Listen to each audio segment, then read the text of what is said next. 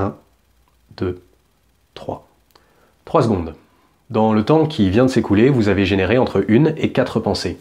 Et ces pensées ont chacune eu une influence plus ou moins forte sur votre état d'esprit, votre état émotionnel et votre état physique.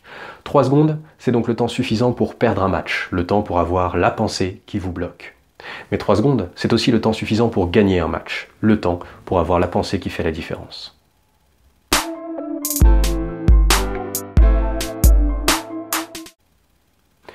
Lorsque le jeu s'arrête au tennis, même quelques secondes, le temps d'un ramassage de balles, les pensées peuvent fuser. Et souvent, l'esprit se perd dans des pensées inefficaces. Il reste bloqué sur de l'autocritique ou de l'analyse d'actions passées. Comment j'ai pu perdre cette balle, je suis trop nul, pourquoi mes coups ne passent pas, je sais pas ce que j'ai mais ça ne va pas. Résultat, perte de la concentration sur le moment présent, impossibilité de jouer un point après l'autre, vos réflexes sont ralentis ou inadaptés, vous perdez votre meilleur tennis. Dans le meilleur des cas, vous prenez quelques points avant de reprendre votre esprit. Dans le pire, vous tournez ces mauvaises pensées en boucle jusqu'à votre défaite. J'ai réalisé une vidéo sur le temps de non-jeu, et cette vidéo-ci, actuelle, est une illustration concrète de comment cela peut être appliqué au tennis. L'idée est simple, utilisez les temps morts de quelques secondes pour vider le cerveau, apprendre et se reconcentrer. Comment? Nous allons voir cela en 3 étapes. Étape 1, relire le point. Dès que possible, faites-vous un petit résumé de ce qui vient de se dérouler. Sur un plan technique, stratégique, physique, mental, identifiez un ou maximum 2 éléments importants de ce qui vient de se passer. Étape 2, trier. Notre cerveau tourne en boucle autour des éléments qu'il n'a pas pu intégrer ou sur les éléments qu'il ne sait pas comment gérer. Pour éviter que les points passés viennent vous hanter pendant votre jeu, donnez une instruction claire au cerveau sur ce qu'il doit conserver ou corriger.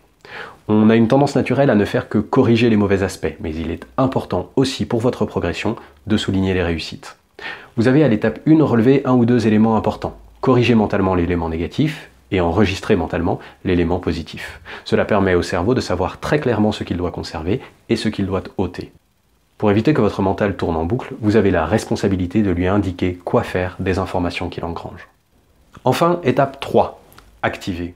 Faites un scan physique et mental et activez votre meilleur état. L'idée du scan a déjà été développée sur cette chaîne, c'est simplement de prêter attention à tout votre corps, de bas en haut, pour en identifier les tensions et les relâcher. Puis une fois cela fait, il s'agit de recréer votre meilleur état, celui dans lequel vous jouez votre meilleur tennis.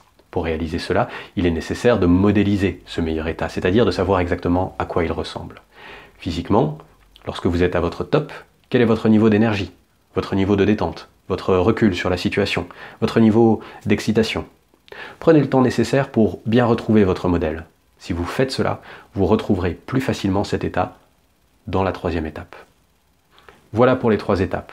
Relire, trier, activer les sensations. L'idée n'est donc pas seulement de ne pas perdre votre mental, c'est d'abord de gagner en exploitant mieux le temps que votre adversaire. Cette pratique vous permet de faire du temps votre allié et de renforcer vos chances de victoire au fur et à mesure que le temps passe. Vous jouez au tennis, mais vous jouez aussi avec tout l'environnement du match. Vous placez vos points, vous jouez stratégique. Les routines dans les moments de creux peuvent prendre bien d'autres formes, mais si vous ne disposez pas encore d'habitude pour ces moments, eh bien, cette routine peut être une très bonne manière de démarrer. Je récapitule l'idée, relire le point, donner une instruction claire au cerveau, je conserve ou je corrige, faire un scan physique et mental et reprendre son meilleur état. Cet épisode est une application de la vidéo « Hacker le temps pour prendre l'avantage ». Si le sujet vous intéresse, je vous invite évidemment à regarder la vidéo générale pour bien vous imprégner de l'esprit. Et je vous invite aussi bien sûr à vous abonner pour ne rien manquer des vidéos générales et spéciales sur le mental dans le sport. Si vous souhaitez entraîner votre mental pour performer, vous trouverez un lien pour rejoindre le Mental Bootcamp, un programme gratuit en 7 emails pour découvrir les techniques fondamentales de préparation mentale. Le lien se trouve dans la description de la vidéo. Et si la vidéo vous a plu, eh bien likez, commentez, cela me permet de savoir que ce type de contenu intéresse et m'incite donc à en créer plus.